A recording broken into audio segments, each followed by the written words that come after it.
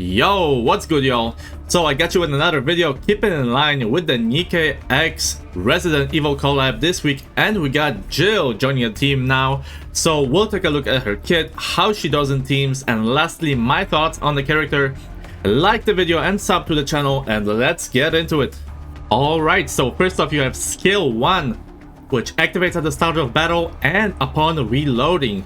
And what it does is increases the normal attack damage multiplied by 30% for 9 rounds. Now the second part of the skill is when she uses her burst skill, she gains 35% of true damage for 10 seconds. So right off the bat you can tell that this is one of the units that does not want max ammo, and she wants to reload as often as possible to maintain that normal attack damage buff. Now moving on to skill 2, this is in line with the first skill's reload mechanic. Again, when she reloads, the first round she fires does sustained damage to the target, dealing 192% of attack as sustained damage every second for 30 seconds. So she wants to reload to maintain uptime on this skill. And the second part of skill 2 is when she enters full burst, she gains 40% attack for 10 seconds. Then moving on to the burst skill, she increases her reload speed by 100%, forces a reload which increases her hit rate by 80% for 10 seconds, her attack damage by 75% for 10 seconds, and her normal attacks deal true damage for the duration of the burst. So nothing too complicated in the kit. However, right off the bat I can tell that this unit is fighting an uphill battle because of this split scaling. It does all this stuff. It scales on true damage, it scales on sustained damage, and it scales on not having ammo or any ammo buffers, which in my opinion makes a unit like this hard to fit in any particular team, because usually you kind of go for specialized buffs, and so you buff one aspect of a unit, and so you hope that they would scale on that one aspect, right? And here you have all this split scaling, and so right off the bat is not looking great. But let's go take a look at the teams and see how she did in those. And so the first obvious choice was to put them in a general team with Crown, Leader, and Helm here. And also I decided to test Jill against Ada here in this example. And then we have the true damage buffing team, which I wanted to see how she would do having her true damage part of the kit buffed. So we got Emma here with Anwa, Jill, then Ada, and you know, Vesti and the Killer Wife for that cooldown reduction. Now for the third team we got the Dot buffing team. So here we got Rosanna buffing the dots, we got Leader with Helm as the healer slash buffer, and I tested both Jill and Raven against each other, and as well putting them off burst to see how they do off burst. So that's the dot team. And then moving on, I also put her in the classic Electro team just to see how she performs in this team as well, and all the other variations of it with the knees and switching them around and all that. So we got that going on. And last but not least, we got the ammo reduction team. So first up we have Dorothy, who doesn't want ammo, right? Then we have Jill, also doesn't want ammo. Anise doesn't want ammo, and Privity cuts the ammo in half, right? And Marie obviously doesn't do much for the pierce damage buff, but she does give that attack damage for the team. So I tested this old team as well, which despite its old age and how outdated it is, held up pretty decently. So now let's go take a look at how Jill performed in all of these teams in the number section. Alright, so here's the number section. First off, we have the general team with Crown, Leader, and Helm, Jill and Ada together. Obviously Ada here is buffing Jill during her burst, as well as herself during her own burst.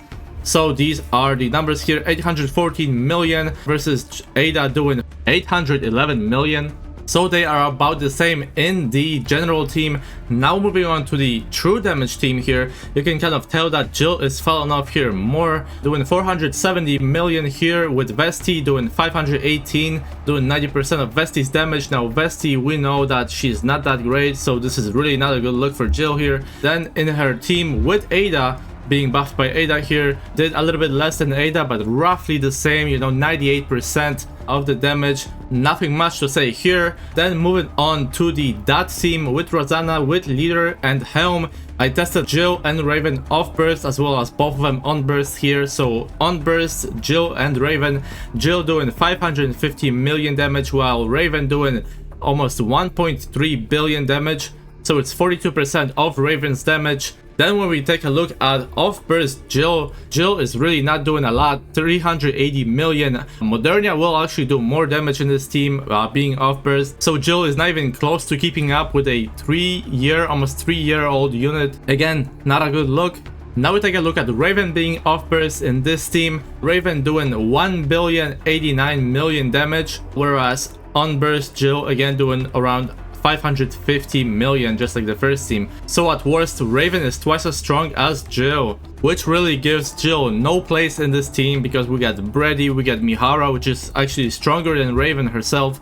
So not really that competitive in this team. Moving on, we got the Electro team. We got Cindy with Rouge, Jill, Marie, Maiden. So this is the basis. Now comparing here, Jill and Anise in the same team. Jill doing 426 million damage, while Anise is doing 500 million damage. So she is weaker than Anise, just like Ada is. And then we got the Cindy, Rouge, Marie, Anise team, where Anise is the off-burst buffer for the team. And we were comparing Jill and Ayn here. And so Ayn ends up doing 538 million damage, whereas Jill does 507 million damage, which comes out a little bit short of Ayn's damage. And then last but not least, for the Electro team, we got Ayn versus Jill at the same time, being buffed by Anise, and Jill ends up doing 542 million damage versus Ayn's 547 million damage. So roughly the same damage between Jill and Ayn here. And last but not least, we got the Dorothy, Marie, Jill, Anise, and Privity team, where Jill ends up doing 492 million damage and Anise does 507 million damage.